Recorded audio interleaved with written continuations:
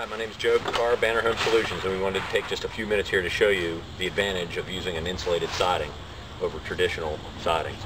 This home here is traditionally constructed, and they used aluminum siding, and we just kind of wanted to show you how that construction took place.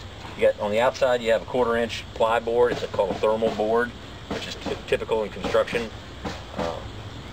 going over 2x4 framing. Between the 2x4 framing, you have Owens Corning R13 insulation, and then you have the house. This is the drywall into the house.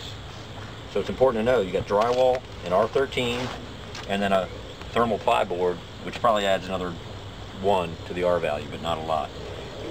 But here's the key. You got the 2x4 framing that goes throughout the whole entire house, and it's extra built up on corners, sometimes 2, 3, 4 layers thick, where there is no insulation. You have the 2x4, and you have the drywall to the house. So between the drywall and the 2x4 framing, you have then the ply and aluminum.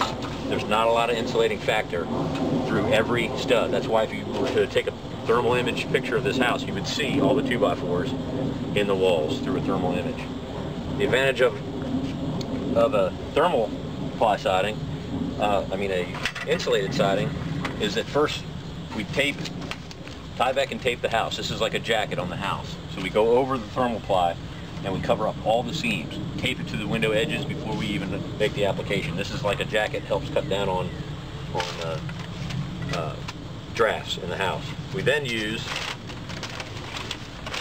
our insulated siding. This is a sample of our corner board. Again, where you have a corner where you have the lumber built up, there is no insulation. But once you apply that corner to the house, and then you take the insulated siding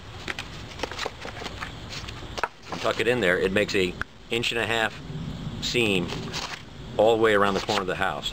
And because this runs laterally across the house, it covers up those 2x4s that we're talking about, where there is no R value. This adds a 5 R value to the whole entire house running against the 2x4 framing. So now you've got what's between the studs, the R13, plus an R5 going across the studs.